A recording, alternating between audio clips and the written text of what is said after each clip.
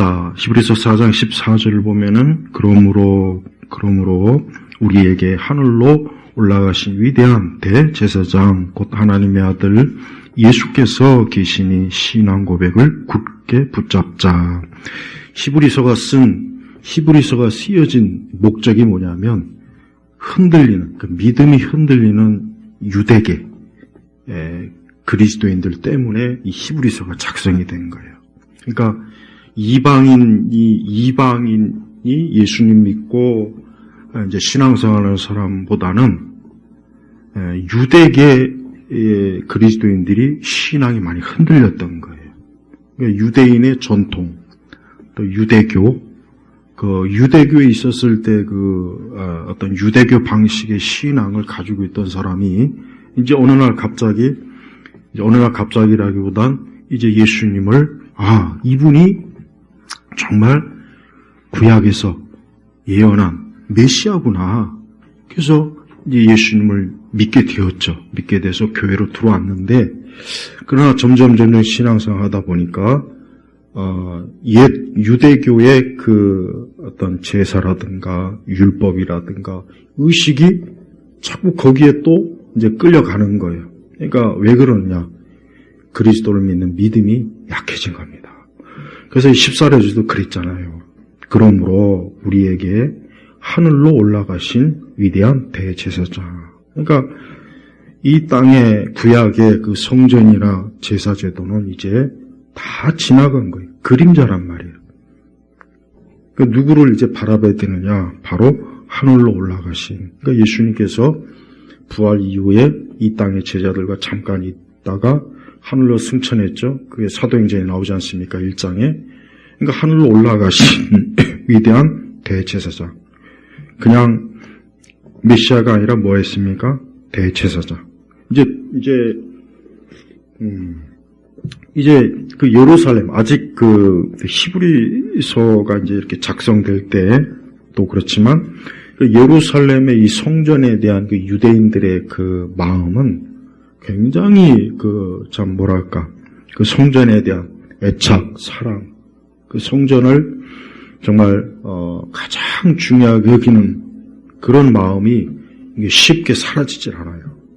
그러니 저들을 볼 때 이제 더 이상 성전에도 갈 필요도 없고, 그 다음에 인간 대제사장이 제사하는 것도 이제는 다 지나간 것이고, 이제는 바로 이 말씀 그대로 승천하신 예수님을 이제 바라보고 믿는 그 믿음의 신앙생활을 아주 굳건하게 잘 붙잡아야 되는데, 이게 또 유대교에 있는 그 사람들이 옆에서 와가지고 또 옆에서 쏙닥쏙닥 거리는 거예요. 마치 오늘날 이단들이 옆에 와가지고 신천지로 와봐라. 야, 하나님의 교회가 진짜 교회다. 또 이단들이 옆에서 막 쏙닥거리니까 또 거기에 빠지는 일이 많지 않습니까? 똑같아요. 그러니까 이 초기 교회도 유대교에 있는 사람들이 자꾸 유대계 그리스도인들을 다시 그 예수교는 그 이단이야. 예수는 아주 잘못된 이단이야. 잘못된 거야. 이렇게 또 하니까 또 거기에 그만 기가 얇은 사람들 또 거기에 또 다시 빠져나가는 거예요. 그래서 이 히브리서 저자가 누군지는 모르지만 유대교의 그 제사 원리를 너무나 잘 알잖아요. 그래서 설득하는 거죠. 이제 더 이상 유대교는 지나간 거다. 그 제사의 모든 게 누구를 얘기하는 거냐? 바로 예수님을 얘기하는 거다. 그러니까 우리가 예수님을 믿는 그 믿음에 있어서 14절에 뭐 했습니까? 하나님의 아들 예수께서 계시니 신앙 고백을 어때요? 굳게 붙잡자. 신앙 고백을 굳게 붙잡자. 여기서 신앙 고백이 뭐겠습니까? 하나님의 아들 예수님을 믿는 거예요. 이게 신앙 고백이야. 하나님의 아들 예수님을 믿는, 이제 이 예수님이 예루살렘에서 십자가에서 피 흘리고 죽으신 이 예수님이, 이분이 메시아다. 이분이 바로 그 아브라함부터 해가지고 계속해서 우리 선지자를 통해서 예언된 분이다. 그 믿음을 뭐라고 했습니까? 굳게 붙잡자. 이거는 오늘 우리 성도들에게도 굉장히 중요한 거. 왜냐? 우리도 마찬가지입니다. 우리도 예수님을 믿는 믿음을 흔드는 일들이 엄청나게 많아요. 기독교 역사를 보면은 결국은 뭐냐? 예수님을 믿는 이 신앙 고백을 흔드는 거예요. 흔드는 거. 이단도 그렇고 우리의 문화도 그렇고 어떤 지적인 반기독교적인 지적인 흐름도 그렇고 이런 것들이 다 뭐예요? 가만히 보면은 우리가 예수님을 믿는 그 믿음을 자꾸 흔들어요. 그래서 정말 기독교 신앙이 진짜 진리인가? 정말 예수님이 정말 이분이 구원자인가? 정말 사람이 예수님을 믿어야 구원받는가? 뭔가 예수님에 대한 믿음을 자꾸 어때요? 교묘하게 어때요? 흔들고 약화시키고 또 다른 거로 미혹시키고 대표적으로 이단은 말할 것도 없죠. 그러니까 그런 것들이 계속 일어나는 거예요. 그러니까 우리 성도들도 앞으로도 마찬가지입니다. 앞으로도 다른 거 없어요. 앞으로도 제가 저번에 계시록에 대한 말씀을 금요일날 했죠. 2주 전인가 그때도 보십시오. 이 적그리스도가 자기가 하나님이라 그러잖아요. 내가 하나님이다. 내가 하나님이니까 이제 더 이상 교회 갈 필요도 없고 성경 볼 필요도 없고 이제 그동안 십자가니 예수님이니 복음이니 이거 다 이게 아니다. 내가 하나님이니까 나를 믿어라. 이 적그리스도가 그렇게 온 세상을 미혹하지 않습니까? 앞으로 그렇게 할 거라고 성경에 예언이 돼 있잖아요. 근데 우리가 생각할 때는 설마 그러겠나? 그걸 누가 믿겠어? 그런 말 같지도 않은 말을. 그런데 거기에 보니까 많은 이적과 표적을 행하는 거예요. 네. 사람은 아무리 똑똑하고 지식이 많고 해도요, 이적과 표적 앞에서는 누구나 다 고개를 수그릴 수밖에 없어요. 그러니까 이 마귀 사단은 항상 어때요? 미혹할 때 그런 방법으로 사람들을 속이는 거예요. 그러니까 그때도 그럴 거예요. 그러니까 그때도 분명히 신앙 고백을 포기하는 사람들이 굉장히 많을 거란 말이에요. 엄청나게 많을 거예요. 그래서 배도하고 배교하고 우리 성도들도 지금도 마찬가지예요. 지금도 우리가 살고 있는 세상이 이때 히브리서가 쓰여진 세상보다 더하면 더했지 덜하진 않아요. 그러니까 우리도 우리의 신앙고 우리가 매주마다 사도신경을 우리가 고백하죠. 그게 또 신앙 고백이에요. 거기에는 기독교의 최소한의 가장 중요한 그 신앙의 원리를 딱 담아놓은 게 그게 사도신경이에요. 그래서 우리가 왜 그걸 고백합니까? 이게 나의 신앙이고 내 믿음이고 이게 내가 하나님 앞에 나오는 내 믿음의 근거가 된단 말이에요. 근거. 그러니까 우리가 너 뭘 믿느냐? 우리가 말해요. 너 왜 도대체 교회 가서 뭘 믿는 거야? 도대체 교회에서는 뭘 가르치길래 그렇게 맨날 그렇게 교회 그렇게 시간만 되면 교회 가는 거야? 하면은 다른 거 얘기하지 말고 사도신경 얘기 풀어주면 돼요.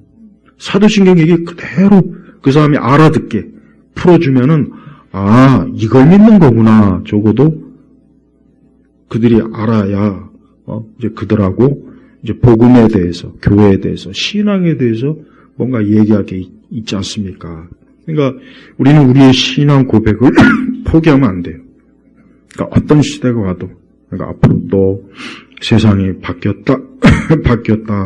세상이 이제는 더 이상 교회 다닐 일이 없다. 이제 하나님 믿을 일이 없다. 이제는 이 신앙이나 믿음은 다 가짜다. 이게 벌써 여러분 수백 년 전부터 이 세상이 계속해서 그래서 여러분 보세요. 100년 전, 또 150년, 200년 전부터 성경에 문제가 많다. 성경에 오류가 많다. 모든 이적이나 기적은 절대 과학적으로 일어날 수가 없다. 이성적으로 합리적으로 이 말씀이 보니까 믿을 수 없는 게 너무 많다. 그런 거짓말에 당시에 유럽 서구 사람들이 다 그냥 넘어갔죠. 또 진화론이 나오니까 이번에 다윈 선생이 서로 발견했는데 보니까 이 성경에서 하나님께서 사람을 흙으로 창조했다는 말이 다 거짓말이더라. 다 거짓말이고 보니까 유인을 해서 어쩌고 저쩌고. 근데 지금도 그런 것들이 대학이나 이런 데서 학교에서 다 가르쳐줘요. 특히 이제 사피엔스라 그러잖아요. 그래서 모든 인문학 책이나 의학, 과학책, 그런 책들을 보면은 인간을 전부 다 진화 존재로 다 서술해 놨어요. 창조라고 한 그런 내용은 없어요. 우리 기독교 서적에나 있는 거지. 또 기독교 안에서도 이제 서서히 사실은 아담이 처음에 이렇게 완전한 오늘 우리 사람의 형태로 사실은 창조된 게 아니라 유인에서부터 서서히 진화돼가지고 이게 아담이 되었다. 그렇게 또 이제 서술하는 신학도 굉장히 지금 막 인기를 얻고. 자, 봐요. 다 뭡니까? 우리의 신앙을 흔드는 거예요. 흔드는 거예요, 다 그게. 그리고 우리가 믿던 게 이게 아닌가 봐. 이게 그래? 그러면 이게 뭔가 잘못됐나? 이게 뭔가 우리가 그러면 잘못 알고 있나? 이게 벌써 신앙이 흔들리는 거예요. 그러니까 우리의 신앙 고백을 여러분 굳게, 여기 뭐라 했습니까? 굳게 붙잡자 그랬잖아요, 분명히. 그러니까 벌써 성경에서도 하나님께서 우리 교회, 우리 믿는 사람들이 신앙이 흔들릴 거를 다 이미 하나님께서 아시고 그 신앙이 흔들리지 않도록, 신앙 고백이 흔들리지 않도록 단단히 어때요? 이 말씀으로 우리에게 교훈을 해주신 거예요. 그러니까 우리도 앞으로도 마찬가지요.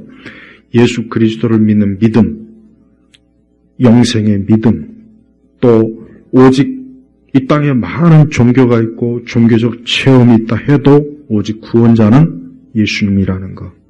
이 믿음을 절대 포기하거나 놓치거나 또 이것을 약화시키면은 그거는 대단히 위험한 거예요. 그거는 우리에게 있어서 가장 치명적인 최악의 그 위험이라는 걸 꼭 아시고 오늘 이 하나님의 아들 예수님 또 하늘로 올라가신 위대한 대제사장, 이 대제사장이 하는 일이 뭐겠습니까?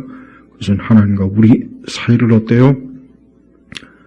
중보하는 거예요, 중보. 그러니까 대제사장은 그 일을 하기 위해서 유대교에서는 계속해서 돌아가면서, 사람이 돌아가면서 인간 제사장이 계속 돌아가면서 세움을 받지만 그러나 한계가 있잖아요. 그래서 이 대제사장은 어떤 대제사장이냐? 여기는 위대한 대제사장이라고 했지만 그러나 또 한편 알아야 될 것은 영원한 대제사장. 그러니까 제사장이 바뀔 일이 없어요. 유대교는 24반차라고 해가지고 계속 바뀌어요. 바뀐단 말이에요. 제사장 순서가 바뀐다고. 그러나 우리 예수님은 어때요? 바뀌질 않아요. 계속해서 예수님은 어제나 오늘이나 내일이나 영원하신 분. 그래서 사람이 예수님 믿으면 예수님께서 그의 대제사장이 되어주셔서 하나님 앞에서 우리를 받아주는 그러한 중보자로서 예수님께서는 그 역할을 지금도 하늘보좌 우편에서 계속 감당하는 거예요. 그래서 우리 사람이 예수님을 믿고 예수님의 이름을 부르고 예수님에게 자기의 생명과 자기의 모든 걸 의탁하는 그것은 가장 인간으로 사람으로서 완전하고 안전하고 복된 것이에요. 자, 15절로 넘어가면은 우리의 계신 대제사장은 우리의 연약함을 체휼하지 못하는 분이 아니시니. 자, 이 예수님이 이 성경에 뭐라고 했습니까? 우리의 연약함을, 우리의 죄라고 하지 않았어요. 우리의 연약함을. 이 연약함은 뭐겠습니까? 우리 인간이 죄로 인한 부족함, 불완전함, 또 결국 사람이 당할 수 있는 모든 고통과 모든 괴로움과 모든 환난을 다 포함하는 거예요. 그래서 예수님은 그냥 대제사장으로서 이 땅에 오셔갖고 그냥 가만히 계신 분이 아니고 뭐라 했습니까? 우리의 연약함을 체휼하지 못하는 분이 아니시니. 그러니까 예수님이 우리의 모든 고통에 대해서 그분이 직접 다 겪으신 거예요. 겪으신 거라고. 그래서 우리는 예수님의 공생의 기록을 보면은 예수님도 배가 고프셨고 피곤해서 잠을 자야 되고, 그러니까 예수님도 보세요. 예수님도 죄가 없으셨지만 우리의 모든 연약함을 그대로 그분이 가지고 계신 거예요. 하나도 빼놓지 않고, 또 죽음 앞에서 슬퍼하셨고, 사람의 모든 고통을 일일이 다 그분이 그 33년 또 공생의 3년 동안 아주 구석구석을 유대 전역을 다니시면서 그걸 보고 겪고 그래서 예수님께서 인간의 그 모든 불완전함과 고통을 예수님은 당신이 다 겪은 거예요. 그래서 체혈하지 못하는 분이 아니시니 모든 면에서 마찬가지로 시험을 받으셨으나, 모든 면에서, 그러니까 우리는 이렇게 알아야 돼요. 내가 받는 모든 시험은 예수님이 다 받으셨다, 이렇게 알고 있으면 돼요. 그러니까 내가 받는 모든 시험, 우리가 살면서 믿는 성도들이 받을 수 있는 시험이 어디 한두 가지입니까? 굉장히 많아요. 굉장히 많아요. 근데 그 모든 걸 어때요? 받으셨다 그래요. 받으셨다. 그러니까 여러분, 예수님은 어떠한 분입니까? 예수님은 죄인의 자리에서 그분이 모든 걸 감당하시는 거예요. 예수님은 죄인의 자리에서. 여러분, 다른 종교의 종교가 믿는 그 대상들은 보면요, 이런 말씀이 없어요. 쉽게 얘기하면 인간의 고통의 자리에 와서 그걸 같이 그걸 겪거나 같이 경험해서 그 고통을 안다라고 하는 그런 내용이 전혀 없어요. 전혀 없어요. 이슬람도 없고 힌두교에도 없고 불교도 없고 없다고요. 그럼 뭘 얘기하는 겁니까? 그것은 그들 자신도 어때요? 자기의 그 연약함에서 벗어날 수가 없는 거예요. 그러니까 우리 예수님께서는 하나님의 아들이시지만 그분은 어때요? 하나님의 아들이지만 우리의 몸을 입으시고 인간의 몸을 입으시고 이 땅에 오셨는데 그분의 몸이나 그분의 모든 것들이 우리보다 더 뛰어나거나 월등하거나 우리와는 다른 우리하고는 피도 다르고 피부도 다른 우리보다 더 좋은 피, 더 나은 혈색, 더 나은 피부, 머리카락이 아니라 그분 역시 우리와 똑같은 그런 연약함을 그대로 가지고 계셨기 때문에 우리의 모든 형편과 사정을 다 하시는 거예요. 그러면서 뭐라 했습니까? 죄는 없는 분이기 때문에 이게 중요한 겁니다. 메시아, 즉 하나님께서 우리의 그 중보자가 되시려면 가장 중요한 게 뭐겠습니까? 이 중보자는 뭡니까? 우리의 죄를 영원히 해결할 수 있는 그 중보자의 가장 중요한 조건이 뭐냐? 죄가 없어야 돼요. 죄가 있으면은 중보자로서 그 자격이 사실은 뭐예요? 일시적이에요. 그래서 유대교에서 하는 그 제사장, 인간 제사장들은 뭐예요? 다 죄가 있단 말이에요. 죄가 있으니까 그 제사장들은 영원하지도 못하고 그냥 일시적이에요. 그러니까 계속 제사장이 바뀔 수밖에 없다고요. 근데 이 예수님은 어떻습니까? 죄는 없는 분이시기 때문이다. 이게 여러분 얼마나 깊이 있는 굉장히 중요한 거예요. 예수님께서 죄가 있었다면 그분은 우리의 중보자가 될 수가 없어요. 대제사장이 될 수가 없어요. 예수님이 죄가 있었다면 그분의 모든 십자가의 사역은 아무 효력이 없어요. 우리는 여전히 어때요? 예수님 믿어도 죄로 인해서 멸망할 것이고 죄로 인해서 고통받을 것이고 죄로 인해서 우리는 하나님의 형벌을 피할 수가 없어요. 근데 하나님께서는 누구를 중보자로 세웠습니까? 죄가 없으신 이 하나님 아들 예수님을 그래서 중보자로 세워주신 거예요. 그래서 이분은 완전해요. 완벽해요. 흠이 없어요. 그래서 이분은 조금 더 문제가 있어서 하자가 있어갖고 우리가 예수님 믿었더니 문제가 생겼다, 잘못되었다, 그럴 일이 전혀 없다는 거예요. 이 죄가 없다는 게 중요한 거예요. 그래서 이 죄 없으신 분이 우리의 대제사장이요 나의 중보자가 되셔서 우리의 모든 것들을 다 감당해 주시는 거예요. 그래서 사람은 예수님을 믿고 예수님을 통해서 자기 죄가 없어진 상태여야 그래야 하나님 앞에 의로운 자로 그래야 설 수가 있는 거예요. 그래서 16절에는 뭐라 하겠습니까? 그러므로. 그러니까 결국은 이 예수님 때문에 또 예수님이 우리의 대제사장이 되셨기 때문에 이분은 또 죄가 없는 분이시기 때문에 그러므로 뭐 했으며 구원하심을 얻고 필요한 때에 도우시는 은혜를 받기 위하여 은혜 보좌 앞으로 담대하게 나아가자 그랬습니다. 이 16절의 말씀은 의미가 뭐겠습니까?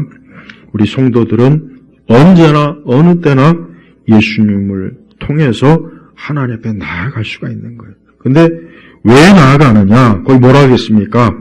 긍휼하심을 얻고 필요한 때에 도우시는 은혜를 받기 위하여. 도우시는 은혜를 받기 위해서. 도우시는. 이게 굉장히 우리에게 큰 힘이 되지 않습니까?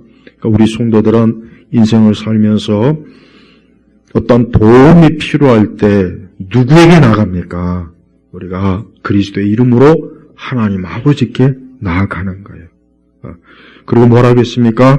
은혜 보좌 앞으로 담대하게 나아가자. 담대하게. 왜 담대하게 나아가자 그러냐면 유대교에서는 여전히 어때요? 유대교에서는 성전에서 그 성전에 제사를 드릴 때 어때요? 여전히 두려움을 가지고 있어요. 제사장들조차도 두려움이, 제사장조차도 자기가 그 성막이나 그 지성소에 들어갈 때, 야, 이거 내가 여기 오늘 잘못 들어갔다가 혹시라도 내가 여기서 하나님 앞에 부정해가지고 여기서 죽는 게 아닌가. 그런 두려움이 있단 말이에요. 제사장조차도 그래요. 또 레위 지파도 마찬가지예요. 그 성전에서 성전에 있는 사람들로 잘못하면 어때요? 잘못하면 하나님 앞에 부정하면 어때요? 그냥 하나님께서 그 자리에서 치신다고요. 그러니까 두려워요, 두려워. 성전에 가는 것 자체가 두려움이라고, 두려움. 근데 여기서 뭐라 하겠습니까? 담대하게 나아가라, 이거. 전혀 꺼릴 게 없다. 왜? 예수님께서 너의 모든 죄를 다 속했기 때문에 그냥 나아가라. 그리스도 이름만 붙잡고 가면 되니까 겁을 내거나 주저하거나 혹시라도 나의 무엇 때문에 하나님이 나를 치시지 않을까? 그럴 일이 전혀 없는 거예요. 여러분, 우리 이방인들 또 유대교에 대해서 유대교가 얼마나 무겁고 힘들고 율법이 얼마나 이게 우리를 짓누르는지를 경험해보지 못하면은 이 16절의 이 말씀이 이게 잘 피부에 와 닿지가 않아요. 닿지가 않는다고. 근데 유대인들은 이 16절의 말씀이 아마 가장 저들에게 피부에 와 닿을 거예요. 왜? 야, 이거 성전에 갈 때마다 이거 이번에 또 제사를 잘못해갖고 또 무효가 되는 거 아닌지, 내가 하나님 앞에 제사를 잘못해갖고 이게 또 문제가 생기는 게 아닌지, 이게 모두가 다 이게 막 두려움, 겁이 나고 벌벌 떤단 말이에요. 그런데 어때요? 이젠 예수님이 너의 모든 죄를 다 담당했기 때문에 너 아무 꺼릴 것 없이 나가라 이거. 이제 부정한 거 그런 것도 없어요. 음식을 가릴 것도 없고 절기를 가릴 것도 없어요. 그냥 자유란 말이에요. 그러니까 유대인으로서 이 말씀은 너무나 저들에게서는 어때요? 정말 모든 이제 얽매고 무거운 그 모든 것들을 다 훌훌 이제 벗어버리고 그냥 홀가분하게 주 앞에 나가는 겁니다. 재물을 들고 갈 필요도 없어요. 이제 더 이상 재물도 필요가 없어요. 그냥 나아가면 되는 거예요. 또 굳이 성전이라고 하는 건물도 필요가 없습니다. 성전은 건물 자체도 필요 없고 그 복잡한 레위기의 그 제사 그런 절차도 다 필요가 없는 거예요.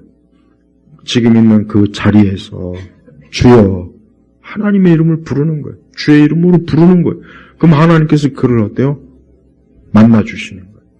그러니까 유대인, 이 정통파 유대교에서 오랜 동안 무겁게 또 율법주의에 짓눌렸던 사람들에게 있어서는 이 히브리서 4장 16절은 이 자유를 주는 겁니다. 자유. 그래서 갈라디아서도 똑같이 나오잖아요. 우리에게 자유를 하나님께서 주셨다 그랬잖아요. 자유. 이 자유라고 하는 것은 뭐예요?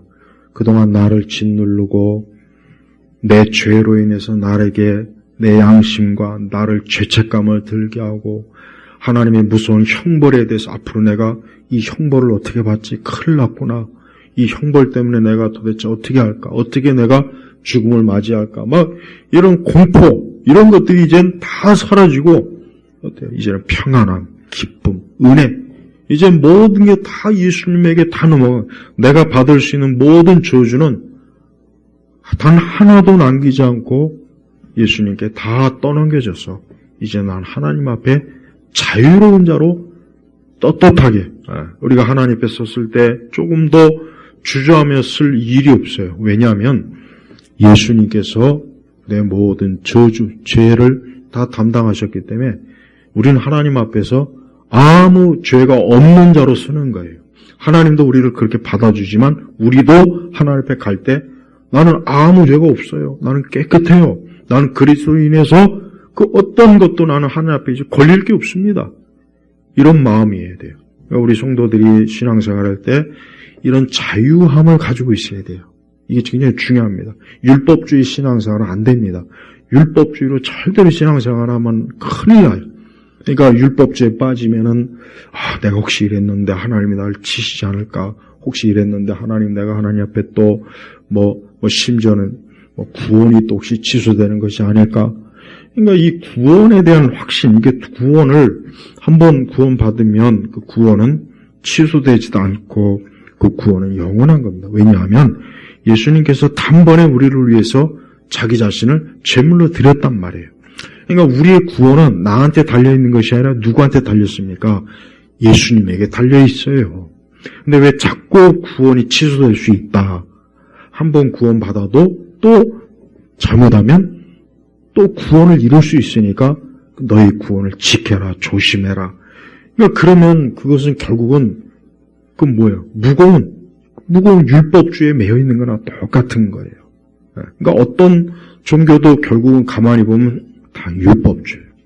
인간의 공로, 노력, 열심, 선행, 이거로 그냥 계속 유지하지 않으면은 자격이 박탈이 되는 거예요. 모든 종교. 천주교가 특히 그래요. 천주교. 그 다음에 이단, 여호와의 증인 포함해서 이 이단들 보면 다 율법주의. 조금만 잘못하면 넌 구원에서 탈락이라는 동, 너 이제 끝났다는 동, 다시 회복해야 된다는 동. 그러니까 이단을 가만히 보면은 이단은 인간을 무겁게, 힘들게 한다고요. 그러니까 이단에 빠진 사람들은 조금 더 마음의 평안함이 없어요. 그러니까 그 사람들은 늘 거기서 요구하는 무언가를 자꾸 해야 돼. 그걸 안 하면은 안 되는 거예요. 모든 게 다 그런 식으로 하니까 이단에 속하면은 그 속이 편안함이 없고 힘들어요. 고단해요. 평생 거기 있다가는 결국은 뭐예요? 그 무거운 짐 때문에 그만 거기서 그냥 말려 죽는 거예요. 그래서 이단이 그래서 나빠요. 이단이 그래서 나쁘고 이래서 이단이 절대 빠지면 안 되고 정말 조심해야 돼요. 그러니까 그런 데 가서 무슨 신앙을 생활을 하겠다고 거기를 간 사람들 보면 참 안타까워요. 다시 자유를 찾아 그리스도 앞으로 나와야 되는데 그렇지 못하고 거기에 매여있는 마귀에게 매여서 그만 한평생 노예 생활하는 사람들이 굉장히 많다는 걸 여러분 알아야 돼요. 그러니까 우리 성도들은 절대 이단은 항상 조심해야 돼요. 늘 조심해야 돼요. 늘. 이단은 끊임없이 나타나는 게 이단이란 말이에요. 이 사이비 이단 때문에 인생을 망치는 애들이 너무 많습니다. 젊은 애들도 많고 나이 든 사람도 많고 그게 뭡니까 그게 도대체가. 왜 그렇게 잘못된 믿음을 가지고서 거기에 그렇게 빠져갖고 그 수렁에서 헤어나질 못해요. 참 불쌍해요. 우리 성도들은 절대 이단 조심해야 돼. 이단 조심하십시오. 또 하나님께서 우리에게 요구하시는 것은 없어요. 하나님께서 우리에게 요구하는 건 단 하나도 없습니다. 그걸 일단 잘 알아야 돼요. 하나님께서 우리에게 무언가를 요구할 게 없어요. 왜? 우리 죄인들한테 뭐가 있어갖고 하나님 앞에 뭘 가지고 나오겠습니까? 하나님 앞에 뭘 가지고 나갈 게 있겠어요? 없어요.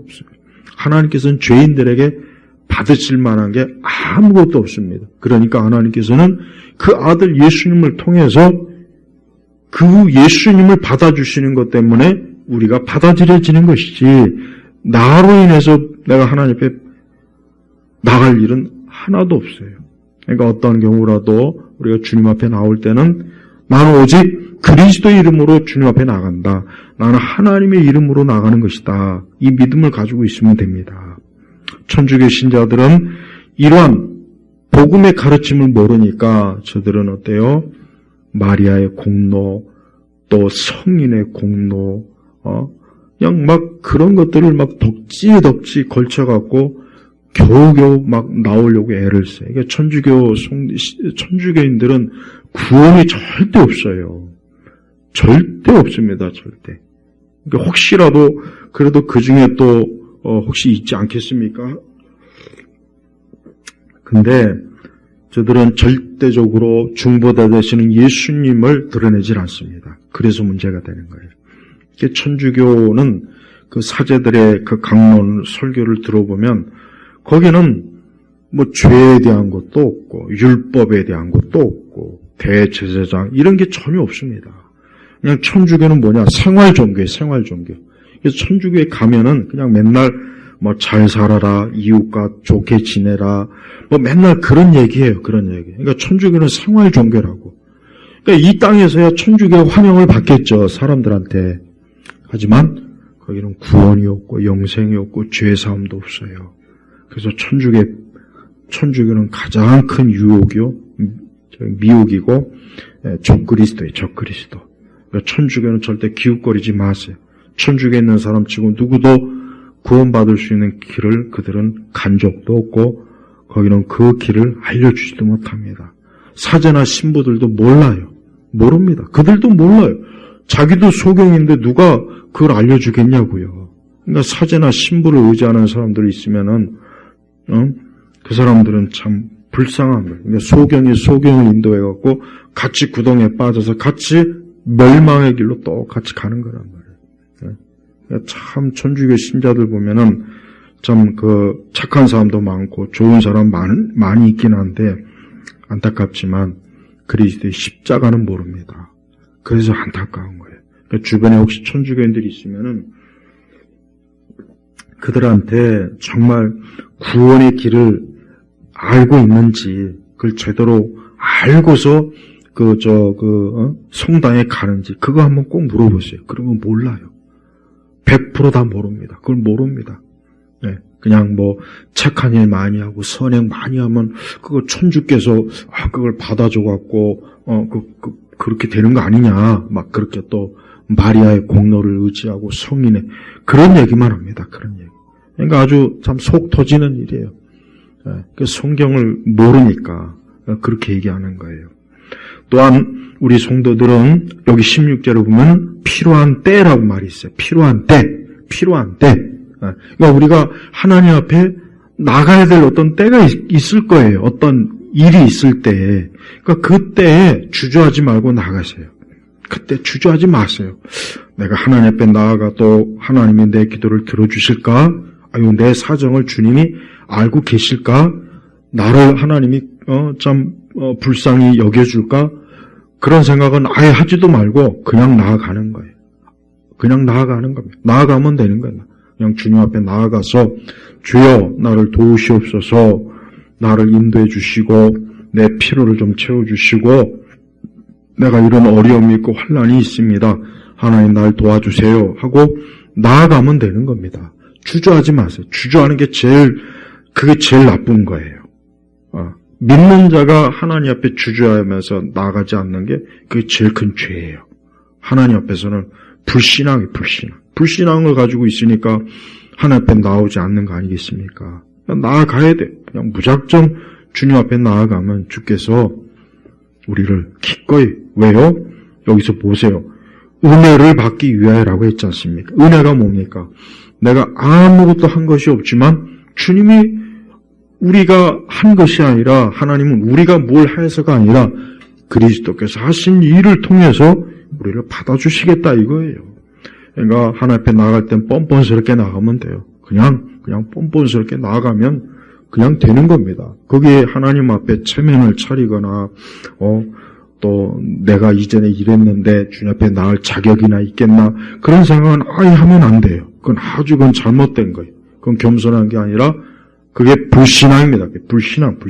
불신앙이라고. 우리나라 교회는 이게 원래 그러려고 한 건 아니지만 믿지 않는 자들이 교회를 나올 수 있게 그렇게 했어야 되는데 오히려 믿지 않는 자들이 교회를 오지 못하게 하는 그게 오히려 더 많았어요. 그러다 보니까 믿지 않는 사람이 교회를 이렇게 마음껏 나아가게 하는 것보다는 오히려 못 나오게 가로막혀요. 뭐 담배 피지 말아라, 술 먹지 말아라, 뭐 하지 말아라. 그러려면 교회 뭐하러 나와요, 교회에. 그런 걸 얘기하면 안 돼요. 그냥 나오라고 해요. 술 먹어도 괜찮고, 담배 피워도 좋고, 그냥 빨개 벗고 나와도 괜찮다 그래야 돼요. 얼굴에 문신을 해도 좋고, 상관없다. 그런 거 아무 상관없으니까 그냥 교회 나오기만 하면 된다고. 이렇게 가르쳤어야 되는 거예요. 근데 이게 초창기부터 좀 잘못돼가지고, 그만. 교회 나가면 뭣도 끊고. 그런 교회에 못 나온 사람들이 굉장히 많았어요. 그러니까 참 안타까운 거예요. 우리 예수님은 우리 죄인들에게 예수님이 오라 그랬지, 이것저것 다 정리하고 오라고 하진 않았어요. 오라 그래, 오라. 그냥 오는 거예요. 주님 앞에 가면 됩니다. 그러면은 우리 생명과 진리가 되신 예수님 우리를 어때요? 온전케 해주시는 거예요. 온전케 해주신다고.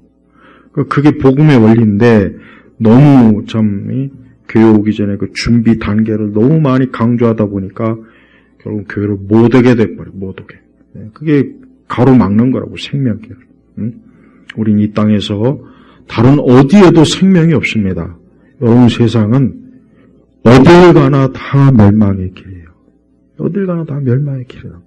그러니까 인생이라는 게 대단할 것 같지만 대단할 거 하나도 없어요.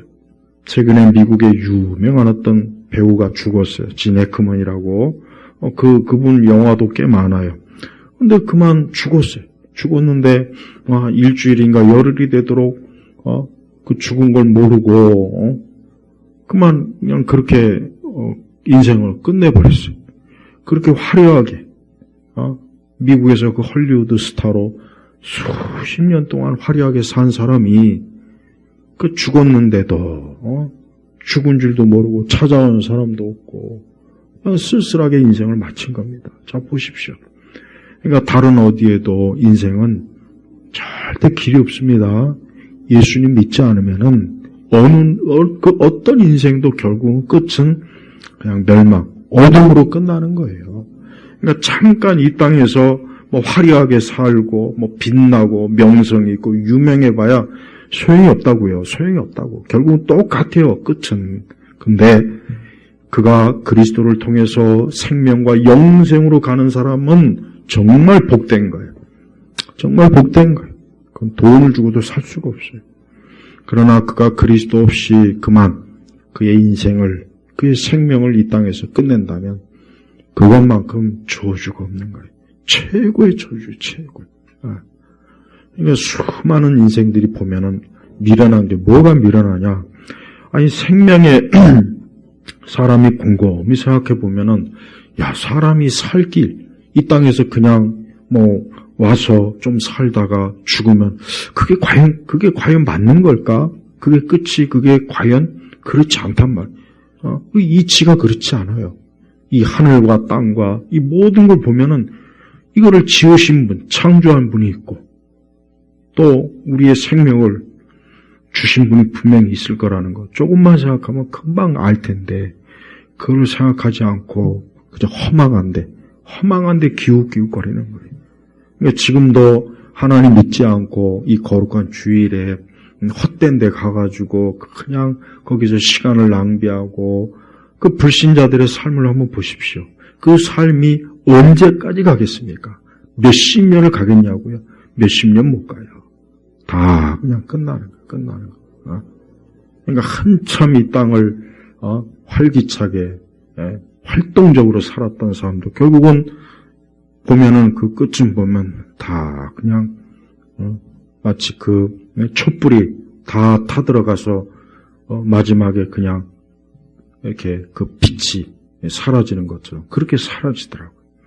하지만 예수님 믿는 사람은 그렇지 않아요. 예수님 믿는 사람은 더 큰 빛나는 삶이 그 앞에 있어요. 그래서 예수님 믿는 사람이 복된 거예요. 예수님 믿는 사람의 진정한 복은 그가 하나님 앞에 갈 때, 그때입니다. 그때가 진짜 그 사람이 빛나는 거예요. 그 전까지는 혹 보잘것이 없다고 해도 그가 그리스도께 하나님 품에 안길 그때가 그가 진짜 그 인생의 시작, 빛나는 첫 출발이 되는 거예요. 하나님은 그걸 우리에게 가르친 거예요. 아까 저 성경 공부 시간에 그랬죠? 베드로가 우리 성도들을 뭐라고 했습니까? 나그네라 그랬잖아요, 나그네. 그러니까 나그네일 동안에 나그네는 별 볼 일이 없어요. 별 볼 일이 없다고. 그러나 그 나그네가 이제 마치고, 이제 궁극적인 그 목적지에 들어갈 그때가 그 사람에게는 이제 영광스러운 거고, 빛나는 것이고, 안식이요, 평안이요, 위로요, 모든 좋은 게 다 이제 한꺼번에 다 오는 것이. 그러니까 우리 성도들은 지금 잠깐 나그네로에서의 길을 가고 있는데, 하나님께서는 그때 우리에게 뭐라 합니까? 그럴 때라도 언제든지 하나님 아버지 앞에 나오라. 주님이 필요할 때, 너가 필요할 때 주 앞에 나오라. 나오고 도우심을 구해라. 담대하게 은혜의 보좌 앞으로. 여기 은혜의 보좌 앞이라고 했어요. 은혜의 보좌. 은혜라는 말을 계속 지금 쓰지 않습니까? 왜 씁니까? 우리가 혹시라도 하나님 앞에 뭐 때문에 못 나올까봐, 그런 마음을 가질까봐 그러는 거예요. 그러니까 은혜의 보좌라고 했으니까 그냥 나오라 이거. 빈손 들고 나와라. 그냥 나오면 돼. 아무것도 갖출 필요도 없고 그냥 나오기만 하면은 하나님께서 그 보좌에서 우리를 받아주시고 용납하시고 도우시고 이끌어주시고 얼마나 좋습니까? 그러니까 우리 성도들은 매일매일 이 은혜의 보좌 앞으로 나와야 돼. 매일 나와야 돼. 아침에도 나오고 또 점심 때도 나오고 저녁 때도 나오고 또 중간중간에도 나올 수만 있으면 언제든지 은혜의 보좌 앞으로 자꾸 나와야 돼. 그 왕 앞에 나오라는 거예요. 그 왕 대신 주님 앞에 나오면은 우리 주님께서 너를 기꺼이 돌봐주시고 너를 기꺼이 살펴주시고 너의 모든 형편과 사정을 다 헤아려 주시니까 언제든지 나와라. 이겁니다. 얼마나 큰 위로가 됩니까?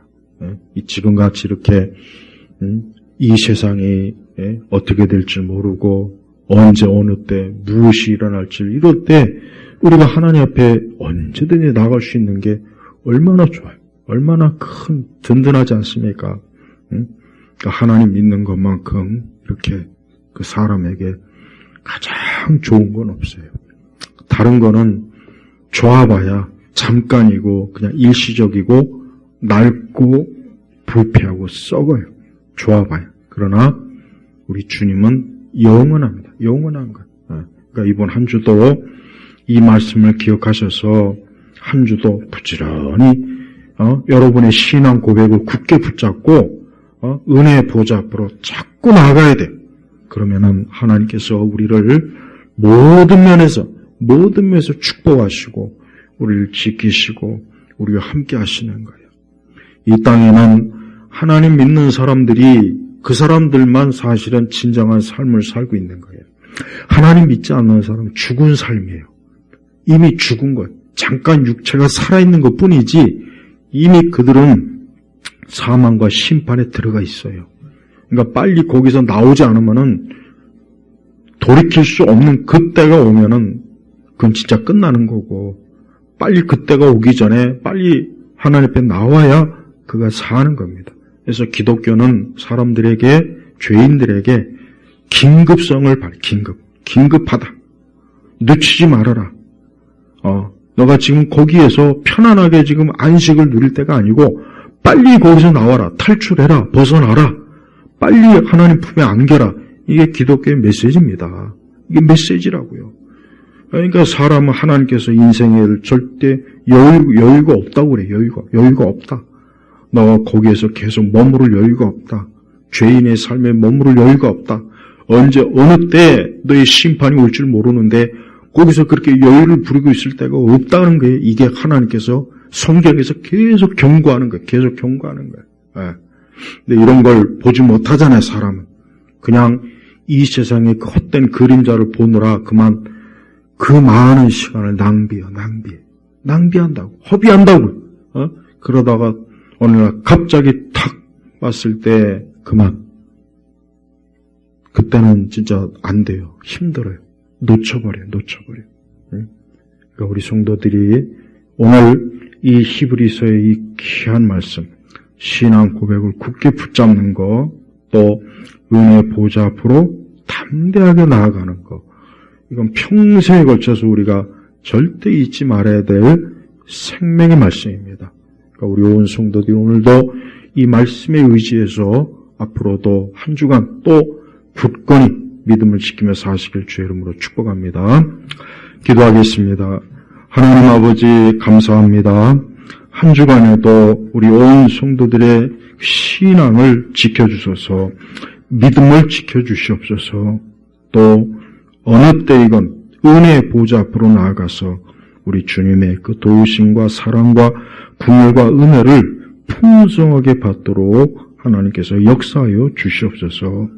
예수 그리스도의 이름으로 기도 올렸습니다. 아멘.